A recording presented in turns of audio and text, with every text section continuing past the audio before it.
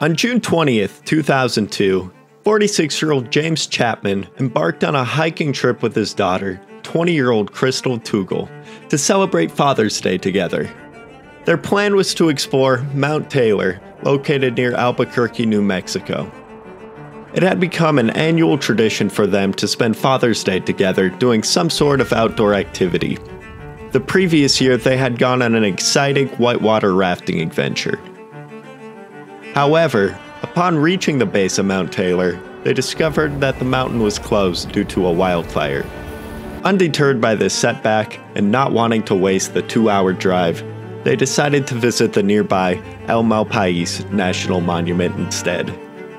El Malpais, known as the Badlands or Bad Country in Spanish, acquired its name from early Spanish explorers who found navigating its 40-mile stretch of jagged and chaotic black rock to be treacherous. Covering an expanse of 160 square miles, El Malpais features a diverse combination of lava flows, caves, tunnels, and an assortment of cactus, sand, and yucca plants. These lava flows, cinder cones, and volcanic formations are a part of the Zuni Bandera volcanic field, which ranks as the second largest volcanic field in the Mount Basin and Range Province. The volcanic activity also has given rise to caves and lava tubes, serving as habitats for numerous species of bats. During the 1940s, the Malpais lava field was among 8 potential sites considered by the Manhattan Project for the detonation of the first atomic bomb, the Trinity nuclear test. However, the actual test took place further south at the White Sands Proving Grounds. Nonetheless, the Department of Defense utilized the site as a bombing range to train pilots during the Second World War. After being unable to hike at Mount Taylor, James and Crystal made their way towards El Malpais National Monument, arriving shortly after 1 p.m. Several witnesses later reported seeing them at the local ranger station around that time. They were also seen later on visiting the nearby Ice Caves gift shop. Upon later investigation, it was discovered that both of them had signed the ranger station guest book, James simply leaving his name as Jim, and Crystal leaving the message, "God bless everyone," and "clean restrooms." Around 4:30 p.m. that day, James and Crystal reached the parking lot for the Big Tubes hiking trail. Coincidentally, they encountered an archaeological team who happened to be working in the area that day. They engaged in a brief conversation with the team. Later, when interviewed by investigators, the team recalled that James and Crystal both appeared to be very tired and ill-prepared for an extended hike. They noticed that the duo lacked a backpack and seemed to only have one small bottle of water between them. Notably, Crystal was also seen wearing only a pair of tennis shoes. As part of their investigation, authorities searched the vehicle parked at the trailhead. Within the vehicle, they discovered Crystal's purse, which contained her cell phone, keys, credit cards, and other personal belongings. Additionally, they found a 6-pack of water with one single 1-pint bottle missing from it, confirming what the archaeological team said about the pair wandering off into the wilderness with one small bottle of water. The archaeological team were the last people to see James and Crystal both alive, watching them from a distance begin their hike down the Big Tubes Trail, which is only a half-a-mile long hiking trip. To mark the trail, a system of cairns, or rock piles, was employed, aiding in making the path stand out among the surrounding wilderness. However, these cairns tended to blend right in with the black rocks, making it remarkably easy to become disorientated or lost along the way. According to their family, Crystal had bad knees, and James was dealing with heart-related health issues. These conditions restricted them to shorter excursions, like the one they embarked on along the short trail. Additionally, the afternoon temperatures that day reached approximately 95 degrees. Combined with the heat-absorbing black rocky ground, the environment would have been exceedingly hot for the pair. Upon James and Crystal's failure to return home to Albuquerque that evening, their concerned family members contacted both the National Park Service and local authorities, officially reporting them as missing. In the early hours of the following morning, a ranger was dispatched to inspect all the parking lots in the park and search for their vehicle. Eventually, their car was located at the Big Tubes Trailhead parking lot. By 10:30 a.m. the next day, a mere 18 hours after their departure, search and rescue teams were already on the trail, actively searching for James and Crystal. Within a span of 24 hours since they were last seen at the trailhead, more than 200 volunteers had arrived to assist in the search effort. However, the challenging and treacherous terrain made the search operation exceedingly slow. One search team leader even had to replace his brand new boots after only 3 days in the field due to the demanding conditions. Initially, the search and rescue teams concentrated their effort within a 2-mile radius.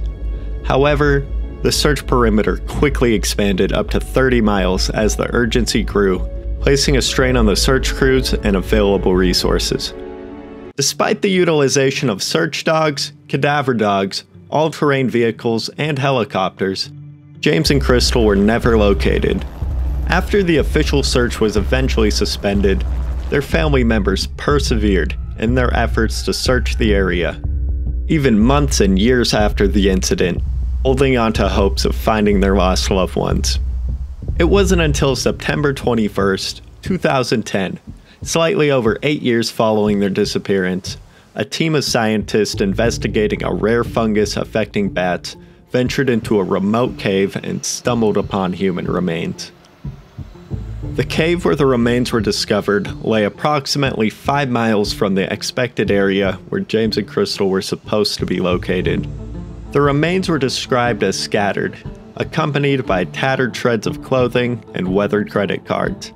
Through dental examinations of the recovered skulls, it was conclusively determined that the remains belonged to Crystal and James. Despite the remains being sent to a laboratory in Texas for further analysis to determine the cause of death, the results remained inconclusive. However, no evidence of foul play was suspected in their deaths.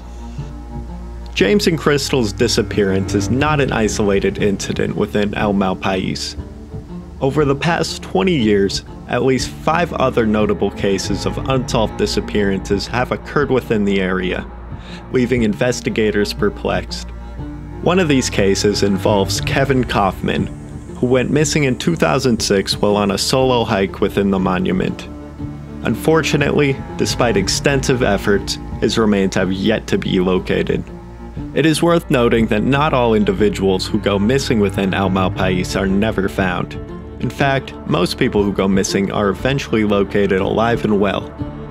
However, there still remains a significant number of cases where those who disappear within the monument are never found at all, leaving behind an unsettling mystery. The lack of discovery in James and Crystal's case, as well as the challenges faced in locating individuals within El Malpais National Monument, can be attributed to several factors. One significant aspect is the extreme temperatures prevalent in the area. El Malpais experiences scorching heat during the summer, which can lead to heat stress and dehydration. The black rocky ground absorbs heat and radiates heat, intensifying the conditions. Unfortunately, individuals who are unprepared for such conditions may succumb to heat-related illnesses or become disorientated, increasing the risk of getting lost within the monument. Another contributing factor is the insufficient preparedness of some visitors. El Malpais presents a rugged and challenging environment, requiring adequate planning, supplies, and navigational skills. Unfortunately, some individuals venture into the monument ill-prepared for the harsh conditions or unfamiliar with the terrain. Insufficient water, inadequate footwear, and a lack of navigational tools can heighten the chances of becoming lost or encountering difficulties. Additionally, the vastness and complexity of El Malpais poses challenges to search and rescue operations. The rugged terrain, coupled with numerous caves, lava tubes, and hidden crevices, makes it nearly impossible for search teams to cover every possible area. The monument's remote and isolated nature adds further complications, as limited resources and logistical constraints can impact the scope and duration of search efforts. In conclusion, the combination of extreme temperatures, inadequate preparedness, rugged terrain, and the vastness of El Malpais National Monument contribute to the enigmatic nature of disappearances within the area. It serves as a reminder of the importance of proper planning, preparation, and awareness of the potential risks when exploring such remote and challenging environments. Efforts to enhance visitor education, promote safety measures, and strengthen search and rescue capabilities can help minimize the occurrence of disappearances and improve the chances of successful outcomes in the future.